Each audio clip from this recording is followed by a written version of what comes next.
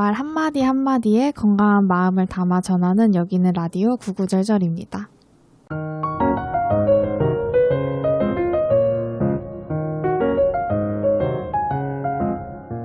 안녕하세요. 세종 FM 98.9MHz 라디오 구구절절의 진행자 세종광역 정신건강복지센터 유리 이아름입니다. 여러분들은 혹시 9월 하면 떠오르는 날이 있으실까요? 아마 9월에 좀 추석이 있는 연도가 많잖아요. 그래서 추석을 많이 떠오르실 것 같아요. 근데 9월에는 또 추석 말고도 굉장히 중요한 날이 있죠. 네, 맞아요. 바로 9월 10일 자살 예방의 날입니다. 정신건강에 관심이 있는 분들이라면 알고 계시겠지만 그렇지 않은 일반 시민분들은 9월 10일이 자살 예방의 날인지 잘 모르실 것 같아요. 맞아요. 그래서 9월 10일 자살 예방의 날은 생명의 소중함과 국가적, 사회적으로 증가하고 있는 자살 문제의 심각성을 전 세계에 널리 알리고 이에 대한 대책 마련을 위해 제정한 날로 세계보건기구와 국제자살예방협회가 제정한 날입니다. 우리나라 자살률이 이제 OECD 국가 중에 1위라는 사실은 많은 분들이 알고 계실 것 같은데요. 그만큼 우리나라가 그리고 저희가 해야 할 역할이 정말 크다는 것을 이제 저는 매년 새삼스럽게 좀 느껴요. 네. 자살은 한 개인의 문제가 아닌 사회적 문제이기 때문에 저희가 지속적으로 사회의 관심과 노력이 필요할 것 같아요. 그래서 오늘은 자살 예방의 날 특집으로 가려고 합니다. 그럼에도 다시 봄이라는 제목으로 오늘은 자살 문제에 대해서 이야기를 나누어 볼까 해요. 네, 그래서 오늘은 특집인 만큼 특별한 분을 모시고 이야기를 나누어 보려고 하는데요. 저희 프로그램에서 게스트를 모시는 게 좀 처음이라서 많이 떨리는 마음도 드네요. 네, 떨립니다. 네, 그럼 오늘 모신 게스트는 누구시죠? 네, 오늘의 게스트는 저희 세종광역 정신건강복지센터 자살예방팀의 팀장님이 이우정 팀장님을 모셨습니다. 어서 오세요. 네, 안녕하세요. 자살로부터 안전한 세종시를 구현하기 위해 열심히 발로 뛰고 있는 세종광역 정신건강복지센터에서 자살 예방 사업을 하고 있는 이우정이라고 합니다. 만나서 반갑습니다. 오늘 팀장님과 자살에 대해 심도 깊은 이야기를 나눌 수 있어서 아주 기대가 큽니다. 오늘 자살과 관련된 풍성한 이야기 부탁드리겠습니다. 네, 오늘 유용하고 건강한 정보 많이 알려드리도록 하겠습니다. 네, 그럼 본격적으로 저희 구구절절 시작해 볼 텐데요. 그럼 오늘의 도서는 무엇이죠? 네, 오늘의 도서는 황운눈돌 작가님의 나는 자살 생존자입니다라는 책을 가져왔습니다. 여러분들은 자살 생존자라는 말 들어보셨을까요? 저조차도 자살 생존자라는 말이 조금 생소했어요. 그래서 자살 생존자를 검색을 해보게 됐는데 이제 많은 분들이 자살 생존자라고 하면 자살을 시도했다가 좀 실패하고 살아남은 사람들로 오해하기 십상인데 사실은 그렇지 않고 자살 생존자의 뜻은 가족뿐만 아니라 친구같이 중요하고 의미 있는 사람들을 자살로 잃고 삶의 변화를 겪은 이제 사람들을 말한다고 하네요. 혹시 우정 팀장님 좀 이 자살 생존자 혹은 자살 유족에 대해서 조금 더 자세하게 설명해 주실 수 있으실까요? 네, 자살 생존자는 자살한 사람의 친인척, 심리적으로 가깝고 친밀한 사람들, 그리고 자살로 인해 스트레스 받는 사람들을 이야기를 합니다. 따라서 자살 유족의 정의에 유가족에만 국한하지 않고 자살로 인해 잠재적으로 영향받는 사람들까지 포함하여 봐야 합니다. 예를 들어서 우리가 유명인이 자살을 했었을 때 나와 어떤 친인척이라든지 가깝지 않는 사람이어도 우리가 영향을 받는 것처럼 우리 모두가 자살 유족으로 볼 수 있습니다. 네. 그래서 팀장님이 말씀해주신 내용을 들어보니까 자살 유족과 자살 생존자가 똑같은 의미네요. 이번에 이 책을 접하면서 자살 생존자의 의미에 대해서 저도 좀 찾아봤었는데 재난을 경험한 분들을 재난 생존자라고 지칭하잖아요. 근데 자살로 주변 지인분들을 잃은 경우도 재난 상황과 비슷한 심리적인 어려움을 겪는다고 해서 자살 생존자라고 말을 한다고 합니다. 그래서 오늘은 자살 생존자로 통일해서 이야기를 해보도록 하겠습니다. 네. 이 책은 황운눈돌 작가님의 실제 경험담을 바탕으로 그린 그림 에세이예요. 아버지의 자살 이후 자살 생존자로서 겪는 어려움과 애도 과정을 그려내는 이야기입니다. 네, 그래서 오늘 1부에서는 황운는돌 작가님의 나는 자살 생존자입니다라는 책을 통해 자살 생존자의 애도 과정과 자살 생존자를 지원하는 서비스에 대해 소개를 하고 2부에서는 자살과 관련된 Q&A를 진행해 보도록 하겠습니다. 네, 좋습니다. 1부 북토크 시간입니다. 오늘의 주제, 그럼에도 다시 봄이라는 제목처럼 주인공은 아버지를 먼저 떠나보내게 되지만 계속해서 회복해 나가는 과정을 그리고 있어요. 그럼 먼저 주인공이 아버지를 떠나보낸 스토리에 대해서 이야기를 나눠볼까요? 네, 주인공의 아버지는 엄청 유명한 영화 제작사로 성공한 분이셨어요. 하지만 알코올 중독으로 주인공의 성장 과정에서 아버지의 역할이 필요할 때 좌절되는 경험을 몇 번 하게 됩니다.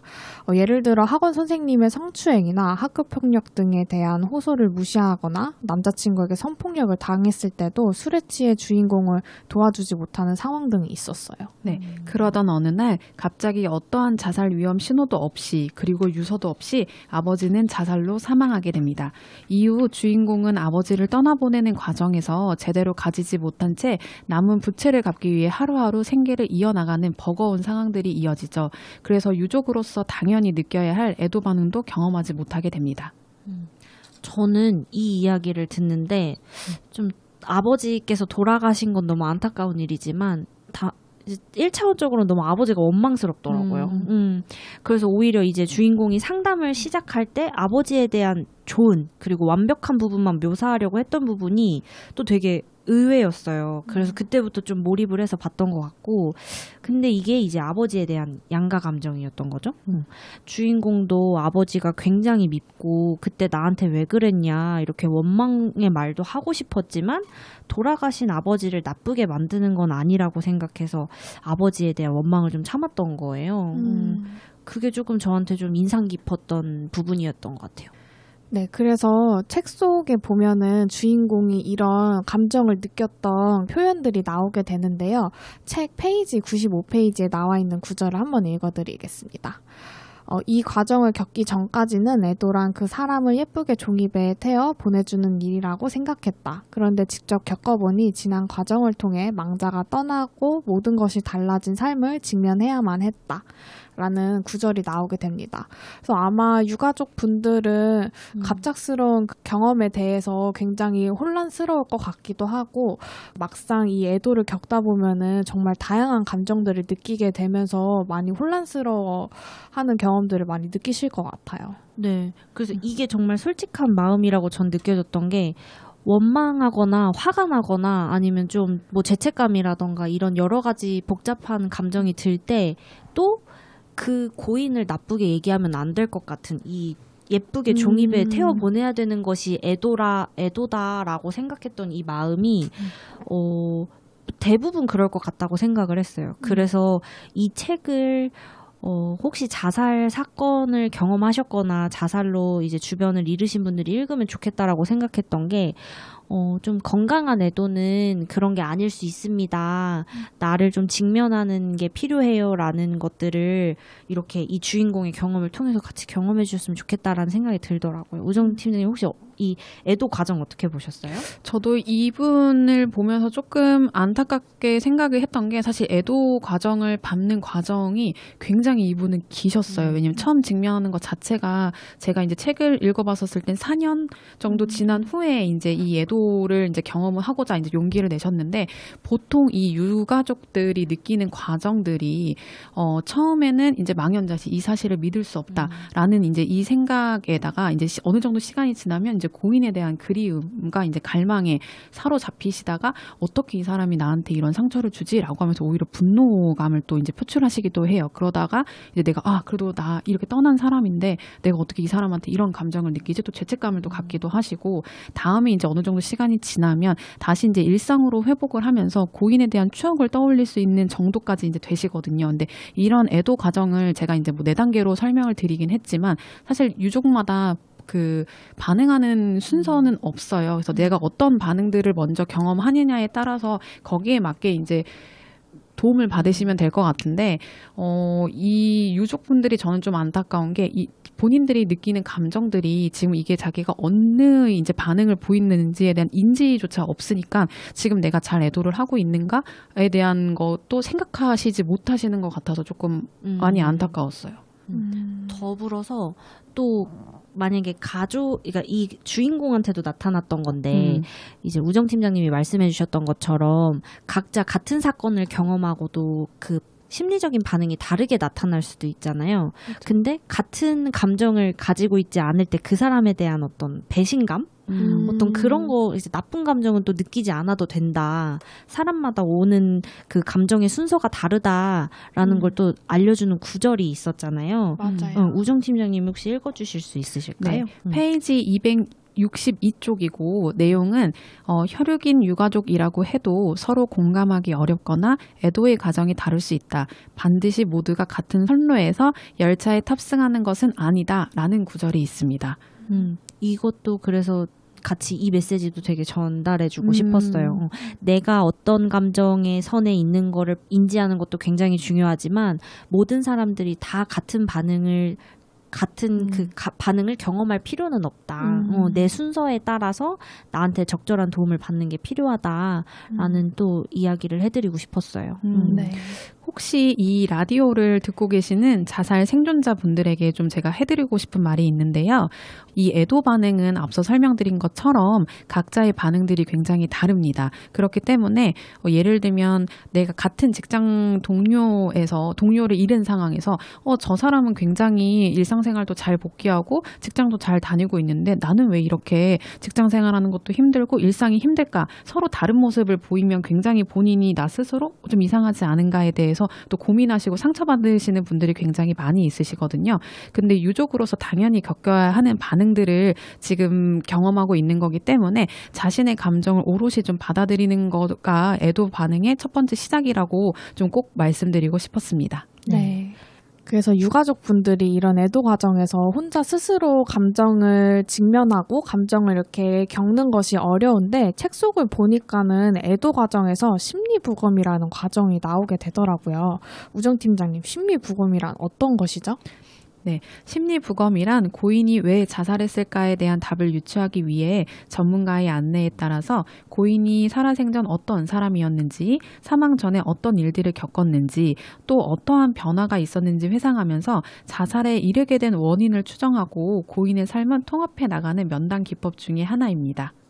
그래서 주인공도 심리부검을 통해서 이제 아버지를 좀 다시 만나는, 그리고 어린 시절의 나를 또 다시 만나는 과정을 또 겪었고, 그러다 보니까 와, 이거 정말 힘드시겠다라는 생각을 많이 했어요. 네, 맞습니다. 이 심리부검 면담 자체가 짧으면 3시간에서 길면 5시간, 6시간 들어가는 굉장히 고도의 면담 중에 하나입니다. 그래서 사실 이 가까운 누군가를 떠나보내는 거 일 자체가 굉장히 힘든 일인데 내가 잘 지내다가 다시 이제 고인에 대한 생각들을 다시 꺼내는 것 자체가 쉽지 않은 것 같아요. 그런데 이런 심리부검 면담을 통해서 고인에 대한 추억을 다시 회상하고 이 사람이 어떠한 부분에서 좀 변화를 겪었고 어떠한 부분 때문에 힘들었는지에 대해서 우리가 파악을 하게 되면 보통 유족분들은 이 사람이 왜 사망했는가에 대한 것만 이제 초점을 맞추다가 점점 이제 왜 사망했는가 보다는 이 사람이 주변에 어떤 영향을 받고 있었구나라는 걸 깨닫게 되면서 내가 이런 부분을 조금 도와줬으면 더 좋았겠다라는 것도 깨닫게 되고 본인도 본인 스스로 고인에 대한 생각을 정리하는 또 시간을 갖게 됩니다. 앞서 말씀드린 것처럼 유족분들은 고인에 대해서 이야기하는 것 자체가 굉장히 힘들어요. 그런데 주변 사람들도 사실 이런 이야기들을 하면 어느 정도 시간이 지났을 때 보통 그냥 이제 떠난 사람인데 그냥 이제 잊고 너의 삶을 살아야지라고 또 이제 이야기를 하면 상처받으시는 분들이 굉장히 많이 있거든요. 그래서 전문가의 좀 도움을 받아서 고인에 대한 전반적인 부분을 조금 같이 회상하고 정리하는 시간을 가지시면 더 좋을 것 같아요. 또 이 면담에서 마지막에 이제 자살 예방 정책에 그럼 어떻게 기여를 하면 좋을까에 대한 그 질문이 하나 있거든요. 네. 그래서 이 질문은 실제 이렇게 유족분들이 내가 이 유족이 돼 보니 이러한 서비스가 있으면 조금 더 유족분들이 좀 도움을 받을 수 있겠다라는 것들이 이제 본인의 경험에 깃대서 이야기를 하거든요. 그럼 이런 심리부검 면담의 그 데이터들이 쌓이면 실제 유족분들한테 이제 도움이 될 수 있는 어떤 정책이라든지 근거를 마련하는데 훨씬 더 도움이 될 수 있기 때문에 저는 유족분들이 심리부검을 꼭 한 번씩은 해보셨으면 좋겠습니다. 그러면은 심리부검을 하고 싶으면 어디에다가 신청을 좀 하면 될까요? 네, 심리부검은 한국생명존중희망재단에서 신청을 하시면 관할 지역 이제 정신건강복지센터에 이제 연계를 해주셔서 가까운 지역에서 심리부검 면담을 받을 수 있도록 안내를 도와드리고 있습니다. 그러면은 신청은 한국생명존중희망재단에다가 저희가 하면 이제 가까운 지자체로 연결이 된다는 거죠? 네, 맞습니다. 네. 그러면 팀장님 혹시 심리부검을 해야 되는 좀 적절한 시기가 있을까요? 일단은 고인이 사망하고 나서 최소한 6개월 이후에 심리부검 면담을 진행을 하고자 권고를 하고 있습니다. 왜냐하면 고인이 사망하고 얼마 안 된 시점에서 이 심리부검을 하면 아까 제가 말씀드린 것처럼 왜 사망했는가에 대해서만 이제 초점을 맞추기 때문에 원망과 분노에 휩싸일 수가 있어요. 그리고 정확하게 고인이 왜 사망에 이르렀는지에 대한 과정들을 돌볼 수 있는 상황이 아니기 때문에 이제 유족분의 감정도 어느 정도는 조금 안정이 되고 주변을 좀 돌아볼 수 있을 때 이 심리부검 면담을 진행하시는 걸 추천드립니다. 네, 감사합니다. 이게 정말 생존자분들이 어디서 어떤 도움을 받아야 할지도 모르는 경우가 많기 때문에 네, 정말 좋은 정보였던 것 같아요. 네. 그래서 오늘 이렇게 또 심리부검이랑 어떤 것인지 알아가는 시간이었고요. 다음으로는 저희가 자살 생존자들이 또 겪게 되는 어려움에 대해서 좀 이야기를 해보려고 해요.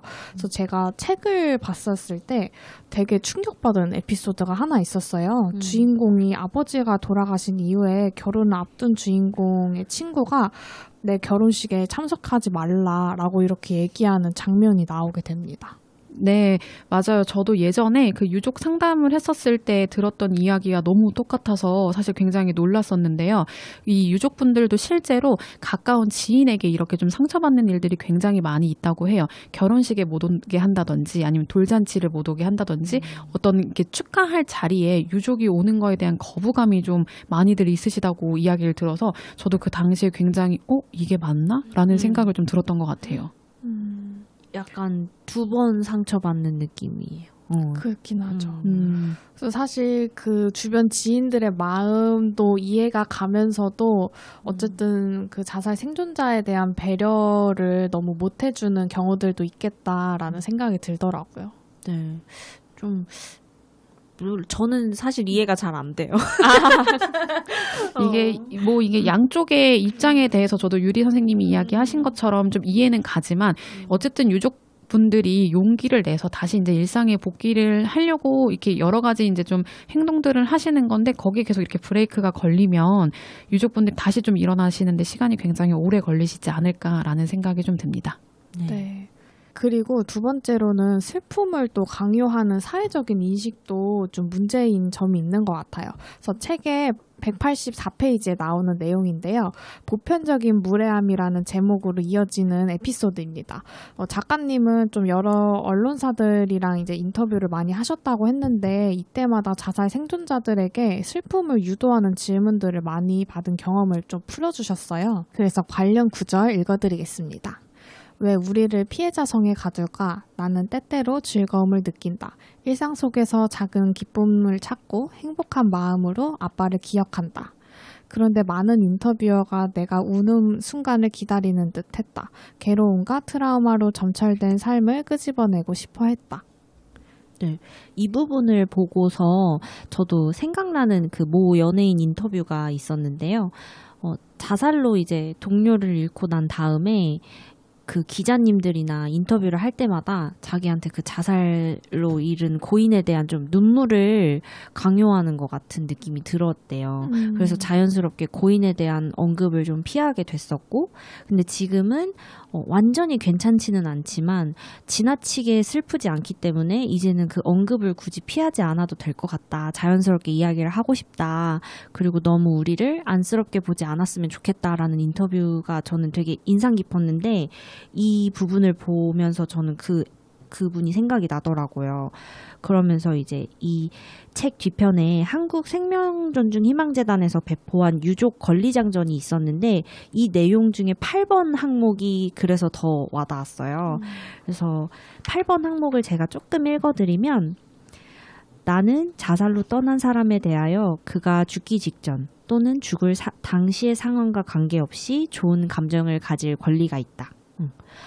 이제 자살 사건이나 자살 생존자가 되고 나면 내가 이렇게 웃어도 될까? 내가 이렇게 나만 이렇게 좋아도 될까? 내가 이렇게 맛있는 음식을 나 혼자 먹고 있어도 될까? 내가 이렇게 행복해도 될까라는 어떤 자격에 대한 고민을 많이 하시는 것 같아서 너 충분히 그럴 자격이 있고 그렇게 생각하지 않아도 돼. 너는 행복할 권리가 있어. 라는 이 말을 정말 해주고 싶었어요. 네. 저도 이 유족 권리 장전을 읽으면서 유족분들이 가장 크게 느끼는 감정이 저는 죄책감일 거라는 생각이 들더라고요. 그래서 그런 것들을 덜어주는 이야기들이 많았어서 저도 굉장히 좋게 읽었던 것 같고요. 그래서 저는 11번 항목이 가장 좀 인상 깊게 다가왔던 것 같아요. 그래서 11번 항목 읽어드리면 나는 새로운 시작을 할 권리가 있다. 나는 살 권리가 있다. 라는 문구인데요. 내가 누군가를 잃은 거에 대한 뭔가 죄책감이라든지 거기에 슬픔에 계속 빠져있기보다는 나도 잘 살아낼 권리가 있다라는 거를 좀 알아줬으면 하는 마음이 있더라고요. 네. 우정 팀장님은 혹시 어떤 항목이 좀 인상 깊으셨어요? 저는 2번 항목이 좀 가장 인상 깊었는데 제주 한번 같이 읽어봐 드리면 나는 자살로 인한 죽음에 대하여 책임감을 느끼지 않을 권리가 있다라는 글귀입니다. 사실 저희 3명이 비슷한 문구들을 좀 고른 것 같아요. 그래서 저는 남은 유족분들이 죽음에 대한 죄책감보다는 어떻게 하면 고인을 잘 떠나보내고 고인을 좀 좋은 기억들, 나쁜 기억들 포함해서 잘 회상하면서 일상을 복귀할 수 있을까를 좀 고민을 해보셨으면 좋겠다라는 좀 생각이 듭니다. 네, 뭐 고인이 내가 이랬더라면은 죽지 않지 않았을까라는 어떤 정말 불필요한 책임감? 맞아요. 왜냐하면 우리는 사실 신이 아니거든요. 그래서 일어날 일은 어떻게든 일어나고 아무리 가족이어도 24시간 그 사람 곁에 있는 거가 아니기 때문에 그 가족분들이 이러한 죄책감에서 조금이나마 좀 전 벗어났으면 좋겠고 아까 앞에서 이제 작가님이 이야기한 이제 보편적 무례함도 같은 성산인데 저도 유족 상담을 했을 때 이제 고인에 대한 이야기보다는 저는 유족분들이 어떻게 일상을 잘 회복하고 있는지 그래서 뭐 예를 들면 수면을 잘 취하고 계시는지 아니면 식사를 좀 잘 챙겨 드시는지 일상적인 이야기들을 더 많이 하거든요. 왜냐하면 유족분들이 얼마나 일상을 잘 적응을 하고 살아가고 있느냐에 따라서 이제 고인의 이야기를 이제 하나씩 풀어나갈 수 있는 힘이 생기기 때문에 이런 것들을 좀 다 같이 좀 알고 있으면 좋지 않을까 싶습니다. 네. 그래서 마지막으로 저희가 자살 생존자와 관련된 서비스에 대해서 좀 소개를 해드리려고 해요. 세종시에는 자살 유족 자조 모임이 여우별을 운영하고 있는데 정확히 어떤 모임이죠? 네, 세종시 정신건강복지센터에서 진행하고 있는 자살 유족 자조 모임인 여유별은 여기 우리의 작별을 위로하다라는 의미에서 운영되고 있습니다. 그래서 매년 하반기에 총 5회기로 진행이 되고 있으니 혹시나 세종시에 이런 유족분들이 있으면 언제든지 도움을 요청하셨으면 좋겠습니다. 이러한 자조 모임이 좀 중요한 이유가 아까 앞서 설명드린 것처럼 같은 경험을 가진 유족들이 모여서 편하게 좀 이야기를 할 수 있고 아니면 본인의 힘든 부분을 좀 같이 공유를 하면서 이러할 때는 어떻게 좀 해결을 할 것인가에 대한 도움을 받을 수 있기 때문에 저는 혼자서 좀 해결을 하기보다는 같이 좀 나와서 이야기를 하는 게 조금 더 도움이 되시지 않을까라는 생각이 있습니다.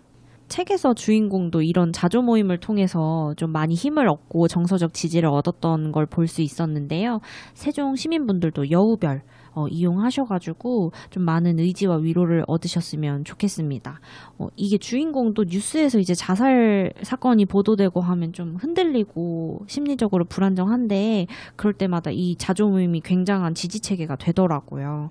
그래서 꼭 활용해 보셨으면 좋겠다라는 말씀 드리면서 다음엔 또 어떤 서비스가 있나요?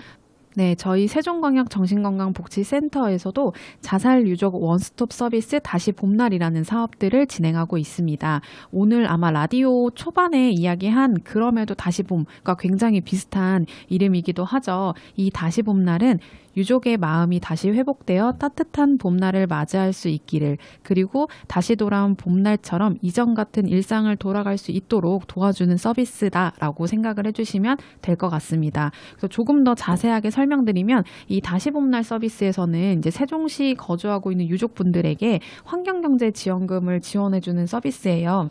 그래서 이 환경경제지원금에서는 뭐 일시주거라든지 아니면 특수청소, 법률, 사후행정 처리 등이 있습니다. 그래서 이게 시간 관계상 제가 더 길게 설명을 해드리고 싶은데 만약 궁금하시다면 언제든지 저희 세종광역정신건강복지센터에 요청을 해주시면 답변 드리도록 하겠습니다.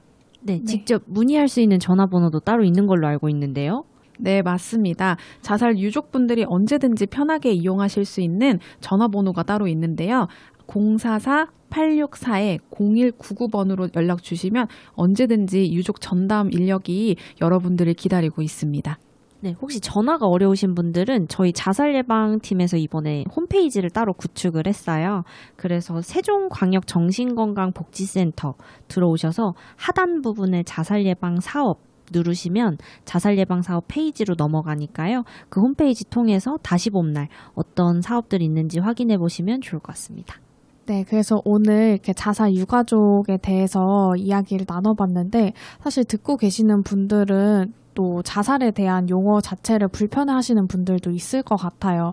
저희가 기사만 봐도 자살을 극단적인 선택 이런 식으로 좀 우회해서 이렇게 표현하는 경우들이 많은데 사실 우리 사회가 자살을 너무 숨기려고 하는 이런 분위기가 오히려 더 자살 유가족들이 밖으로 못 나오게 만드는 분위기를 만든다고 생각이 들더라고요. 그래서 이 자살이라는 단어를 너무 거부적으로 느끼지 않으셨으면 좋겠습니다. 그래서 2부에서는 저희가 자살과 관련된 오해와 진실에 대해서 좀 파헤쳐보는 Q&A 시간을 가져볼 예정이니 2부도 끝까지 들어주시면 좋을 것 같고요. 이어서 노래 듣고 오시겠습니다. 조지와 수민의 아껴줄게 듣고 오실게요.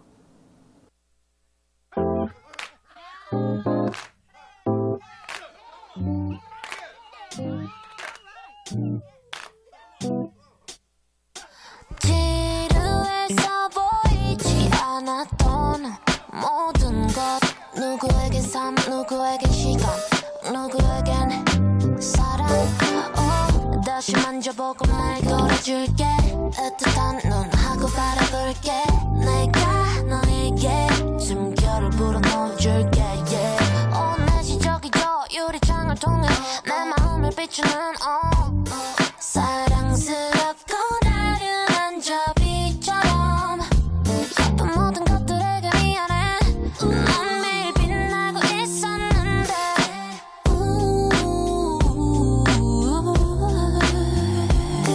항상 주머니에 손을 넣으면 잡힐 줄 알았던 모든 것 다들 그랬을까 너도 그랬을까 이제서야 서운함 가득한 내 일상들아 미안해 내가 다시 아껴줄게 지나왔던 길로 되돌아가서 내가 다시 잃어버리지 않을게 지나왔던 길로 되돌아가면 잃어버리지 않을까 고민했던 누구에겐 삶 누구에겐 시간 누구에겐 사랑 늘 그래왔듯이 넌 언제나 그 자리에 그대로인걸 생각해보면 문득 고마워 그냥 모든 게 다 날 안아줬던 행복들이야 그동안 몰라줘서 미안해 물도 더 잘 줄게 오래도록 내 옆에 쭉 머물러줘 yeah, yeah. 내가 다시 아껴줄게 지나왔던 길로 되돌아가서 내가 다시 잃어버리지 않을게 지나왔던 길로 되돌아가면 내가 다시 아껴줄게 지나왔던 길로 되돌아가서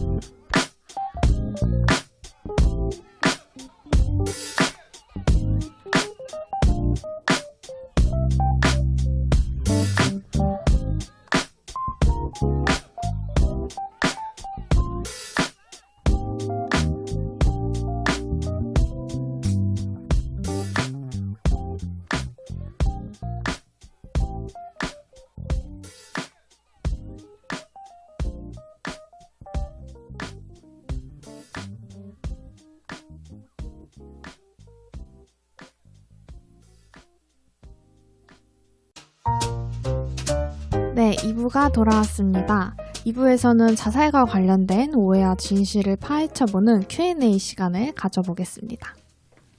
자살과 자살 예방에 관련된 답변은 우정 팀장님이 더 잘해주실 것 같아가지고 저희가 준비해보았습니다. 본격적인 질문에 들어가기 앞서서 우정 팀장님 혹시 세종시 자살률은 좀 높은 편인가요? 네, 여기서 제가 한번 퀴즈를 내보겠습니다. 유리 선생님, 2022년 기준으로 세종시 자살 사망자 수가 몇 명 정도일까요? 저는 한 10명 언저리? 오, 10명. 좀 생각을 해봤어요. 네, 틀리셨습니다. 단호하시다. 어머나. 2022년 세종시 자살자 수는 총 88명으로 자살률 인구 10만 명당 23.3명입니다. 이게 굉장히 높은 수치이기도 해요. 아마 세종시 분들에게 세종시의 자살률이 어떤가요? 라고 물어보면 대부분 저희는 굉장히 낮은 거 아닌가요? 라고 답변을 해주시는 경우들이 되게 많은데 이 수치를 조금 더 설명을 드리면 2021년 세종시 자살률은 전국 17위로 가장 최하위권에 머물러 있었는데요. 2022년 세종시 자살률은 전국 6위로 굉장히 급상승한 모습을 보이고 있습니다. 이게 왜 이럴까에 대해서 좀 저희도 고민을 많이 해보고 있는데 세종시 같은 경우에는 급격하게 인구 유입수가 굉장히 많이 늘어나고 있고 구도심과 신도심의 격차도 굉장히 심하다고 알고 있습니다. 그래서 이러한 영향 때문에 자살률의 증감폭이 다른 타 시도에 비해서 굉장히 크지 않을까라고 조심스럽게 추측을 하고 있습니다. 그래서 세종시에 그리고 저희 센터의 과제는 그런 거겠어요. 어쨌든 그런 자살률의 증감폭이라든지 그다음에 이런 추이가 불규칙적인 거에 대한 원인을 좀 찾는 연구 이런 것들이 좀 세종시의 과제가 아닐까라는 생각이 드네요. 네, 맞습니다. 그래서 시민 대상으로 하는 어떤 자살 예방 실태 조사라든지 아니면 왜 이렇게 자살률이 들쑥날쑥한 것인가에 대한 연구 데이터 구축을 하는 게 굉장히 저희의 큰 임무라고 생각이 듭니다. 그리고 통계를 들으시다가 좀 의아해하실까봐 팀장님 이게 2022년도 자살 통계가 가장 최신 통계인가요? 네, 맞습니다. 자살 통계 같은 경우에는 2년 전 통계가 가장 최신 통계인데요. 예를 들어서 설명을 드리면 2023년도 자살 통계는 올해 9월 말에 통계청에서 발표 예정입니다. 그래서 항상 전년도 자살 통계는 그 다음 해인 9월 말에서 10월 초에 발표가 되기 때문에 2년 전 통계가 가장 최신 통계이다라고 이제 이해를 해주시면 될 것 같습니다. 자, 그러면 본격적으로 저희가 이제 자살의 오해와 진실 좀 밝혀보는 시간을 가질 텐데요. 첫 번째 질문 주시죠, 유리쌤. 네, 첫 번째 질문은 자살을 하는 사람들은 다 우울증을 앓고 있는 사람들인가요? 이 질문을 또 많이 생각하시는 분들이 있더라고요. 우정 팀장님, 진실은 무엇이죠? 네, 유리쌤은 혹시 이 질문에 대해서 좀 어떻게 생각하시나요? 저는 이제 이 질문에 대한 답을 어느 정도 알고 있는데 자살을 하는 그 원인이 사실 사람마다 굉장히 다양하기 때문에 단순히 우울감 때문에 자살하는 게 아니고 굉장히 여러 가지 요인이 있다. 그래서 자살하는 사람들은 다 우울증을 앓고 있는 건 아니다라고 알고 있습니다. 네, 유리쌤 정확하게 알고 계시는 것 같습니다. 자살하는 사람들은 다 우울증을 앓는 사람들인가요? 라는 질문에 정답은 X입니다. 왜냐하면 상대적으로 우울증을 앓고 계신 분들이 일반적으로 자살 고위험군에 속하는 건 맞습니다. 실제로 자살로 사망하신 분들의 90.3%가 이 정신질환을 앓고 있다고 해요. 그 중에서도 특히 우울증을 앓고 있는 경우가 81.8%로 굉장히 많은 비중을 차지하고 있습니다. 하지만 자살하는 사람들은 유리쌤이 이야기해 주신 것처럼 굉장히 다양한 원인들과 요인의 영향을 받기 때문에 자살을 생각하는 사람들이 다 우울증은 아닙니다. 근데 여기서 좀 추가적으로 이야기하고 싶은 건 우울증은 사실 우리가 모두가 다 알고 있는 것처럼 현대인의 감기다, 마음의 병이다라고 하면서 되게 친숙하게 이제 느껴지는 단어들이잖아요. 그럼에도 불구하고 실제로 이 질병으로 인해서 아직까지 병원에 치료를 받지 않는 수치가 훨씬 더 높다고 해요. 그래서 우리가 감기에 걸리면 이게 목감기인지 아니면 뭐 몸살인지 뭔가 명확하게 원인을 파악하려면 병원에 가야 되는 것처럼 내 마음이 힘들 때 정확하게 어떤 부분 때문에 내가 힘들지를 정확하게 체크를 하려면 꼭 병원에 가셔서 상담을 해보시는 거를 추천드립니다. 항상 좀 저희가 강조하는 부분이기는 해요. 그쵸? 마음에 어려움이 생겼을 때 그걸 혼자 스스로 해결하려고 하기보다는 내가 조금 힘든 것 같은데 누군가의 도움이 필요한 것 같은데 라는 생각이 드시면 주저없이 전문가의 도움 그리고 정신건강의학과에 방문하셔서 치료받으시는 것을 용기를 내주셨으면 좋겠습니다.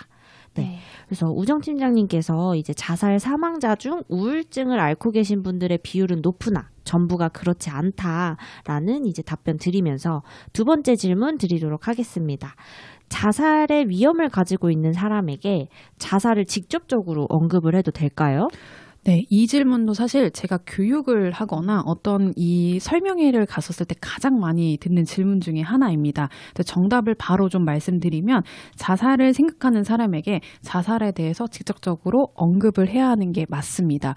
그렇게 제가 맞다고 이제 이야기를 하면 보통 사람들은 아니 이렇게 힘들어서 자살을 생각하는 사람한테 너 지금 자살을 생각하고 있니? 라는 질문이 오히려 이분을 더 넌 지금 죽어야 돼? 약간 이런 식으로 더 자극하는 말이 아닌가요? 라고 이야기를 하는 경우들이 굉장히 많이 있어요. 근데 실제 연구 조사에 의해서도 자살을 생각하는 사람들에게 너 자살을 생각하고 있니? 라는 질문을 하도록 실제로 교육을 하기도 하고 연구 결과 조사에도 자살을 생각하는 사람들에게 직접적인 언급은 절대 자극을 주지 않는다라고 결과가 나와 있기도 합니다.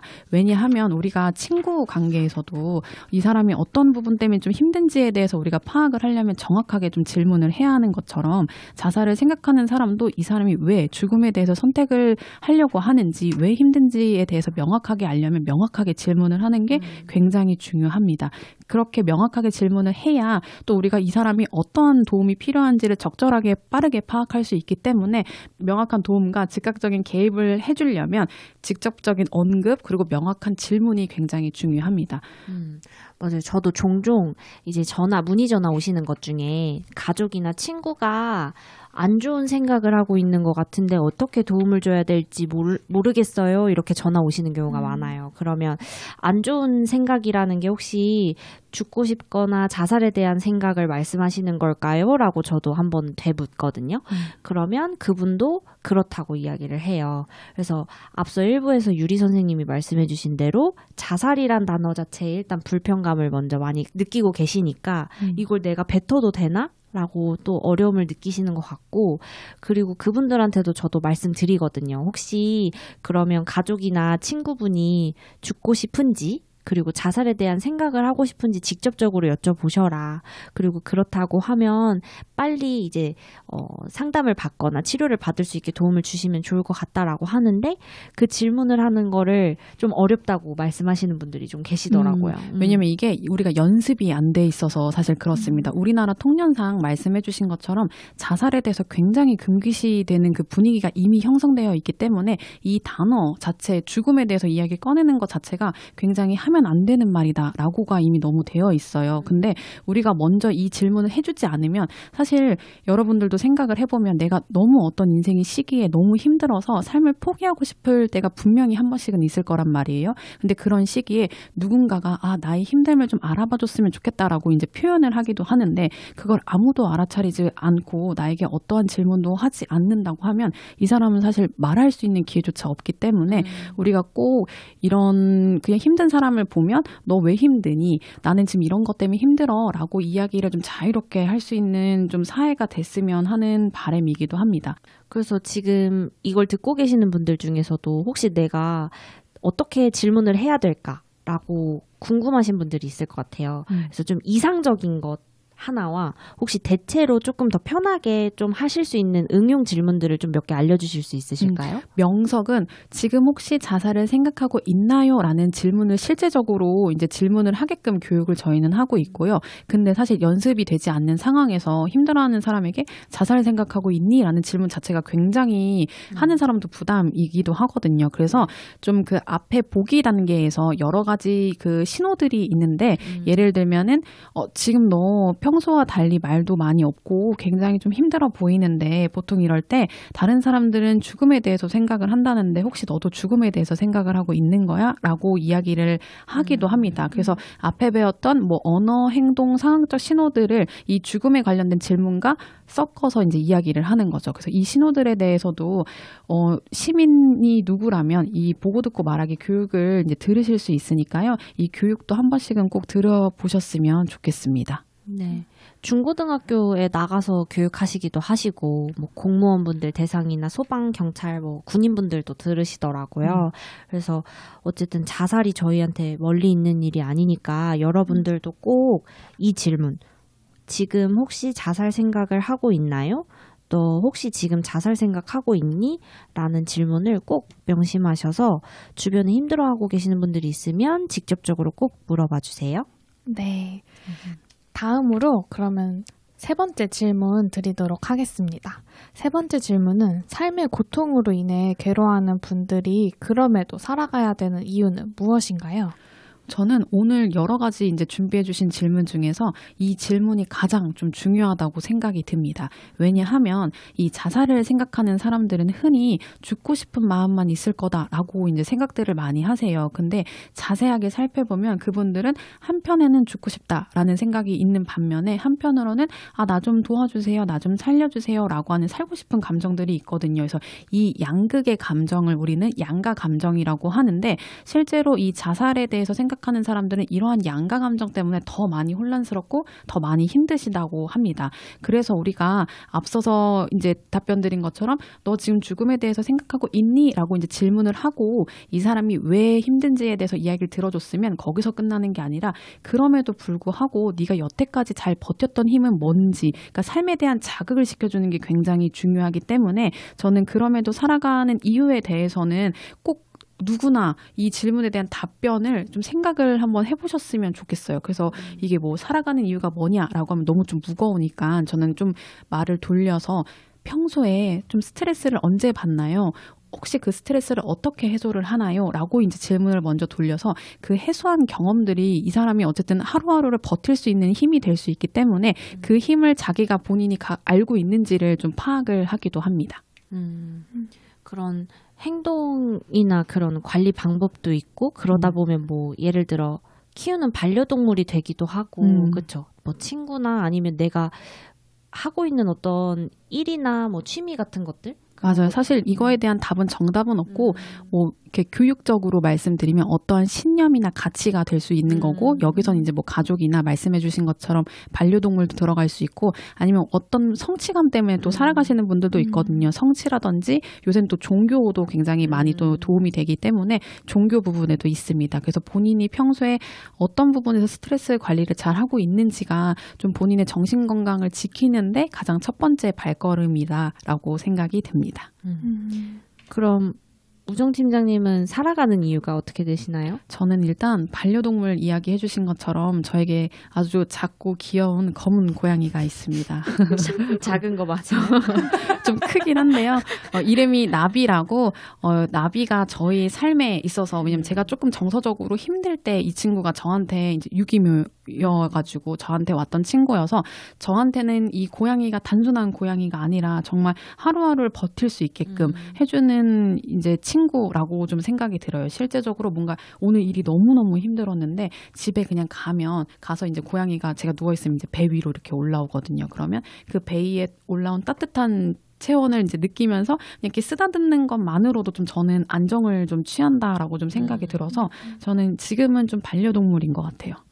따뜻한 털뭉치. 맞아요. 따뜻한 털뭉치 그리고 굉장히 묵직합니다. 그래서 뭔가 안정감이 있어요. 좋습니다. 그럼 혹시 유리쌤은 좀 스트레스 관리 방법 말고 살아가는 이유가 있으신가요?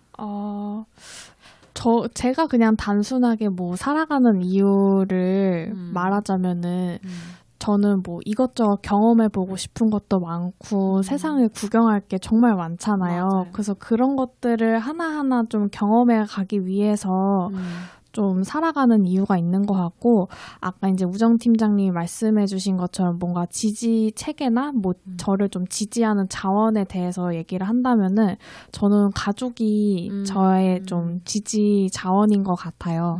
그래서 제가 힘들지만 그래도 가족이 나를 좀 지켜봐 주고 있고 나에게 힘이 돼주는 존재가 있기 때문에 제가 힘들 때 이렇게 잘 이겨낼 수 있는 그런 존재이지 않나라고 생각이 듭니다.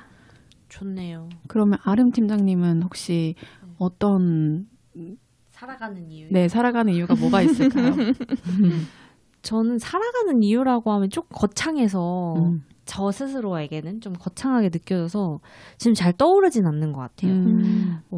살아가는 이유는 저는 딱히 없는 것 같아서 우정 팀장님이 주신 과제처럼 제가 왜 살아가는지를 좀 고민해 봐야 될 것 같아요. 네, 꼭 그래서 저는 그게 시간이 오래오래 걸리더라도 그 질문에 답을 할 수 있을 만큼 고민을 좀 많이 하셔서 본인만의 좀 답을 찾아가셨으면 좋겠습니다. 알겠습니다. 응원합니다. 감사합니다. 네, 어느덧 저희가 마지막 질문이 이제 왔어요. 마지막 질문 아름쌤이 한번 주시겠어요? 네. 자살을 사회적 문제라고 표현하는데 개인의 책임으로 보는 분들도 이제 계시잖아요.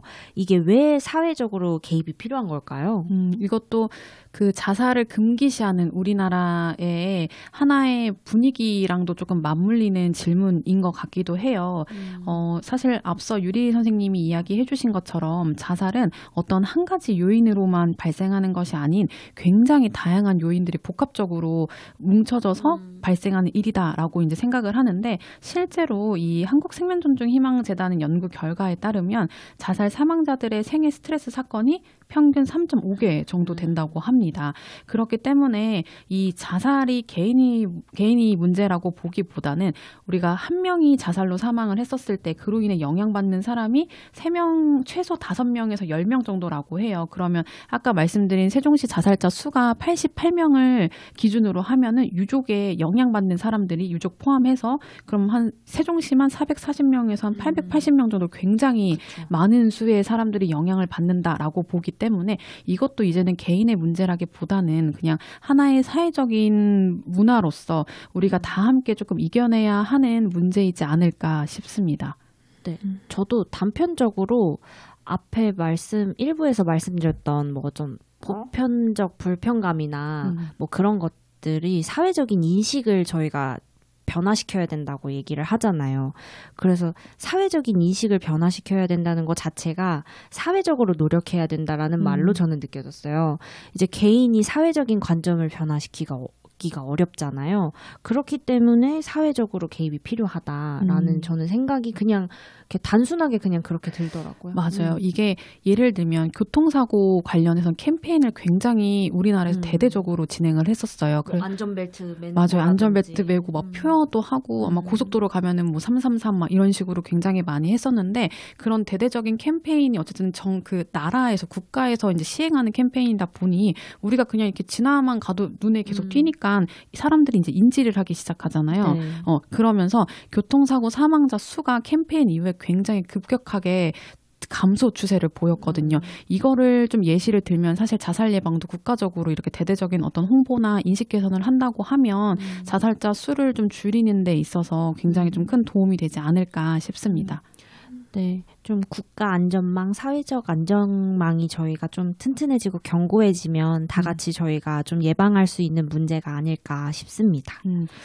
저 오늘 정말 이렇게 숨가쁘게 자살에 대한 이야기를 굉장히 많이 나누게 되었는데 오늘 시간을 통해서 굉장히 많은 정보들을 얻어간 것 같아가지고 정말 뜻깊은 시간이었던 것 같고, 또 이 방송을 들으시는 자살 생존자분들이나 아니면 뭐 자살을 생각하고 있는 분들이 좀 더 힘이 되는 그런 시간이 되었으면 좋겠습니다. 그래서 우정팀장님 오늘 특별 게스트로 이렇게 참여해 주셨는데요. 오늘 참여해 주신 소감 한마디 해주시겠어요? 네, 일단 구구절절을 매번 이렇게 듣기만 하다가 심지어 특별 게스트 1호로 제가 참여할 수 있게 되어서 너무너무 영광이었고, 자살 예방에 관련돼서 좀 저도 속 시원하게 좀 이야기를 한 것 같아서 마음이 좋은데 아직 이야기 못한 것들이 너무 많습니다. 그래서 특집 2부를 만들어주시면 어떨까. 네.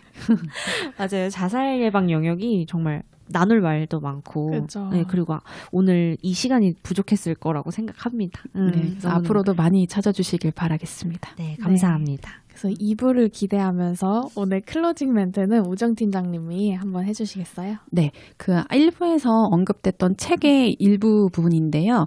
여기에는 가해자도 피해자도 없고 그저 남겨진 사람 각자의 몫이 있을 뿐이다. 언젠간 많이 아팠지라며 서로를 끌어안을 날이 오면 좋겠다라고 이제 작가님이 말씀을 하세요. 그래서 이 작가님의 말처럼 서로가 서로를 보듬을 수 있는 그런 사회가 오기를 간절히 바라봅니다. 그래서 저 또한 여러분들에게 조금이나마 든든한 지지대가 되기 위해서 앞으로도 현장에서 열심히 노력할 테니 언제든지 도움이 필요하시면 연락 주시면 감사하겠습니다. 네, 오늘 좋은 말씀 나눠주신 우정팀장님에게 감사하다는 말씀 전해드리면서 지금까지 말 한마디 한마디 건강한 마음을 전하는 라디오 구구절절의 진행자 유리 이아름이었습니다. 구구절절 이만 이만 구이. 구이.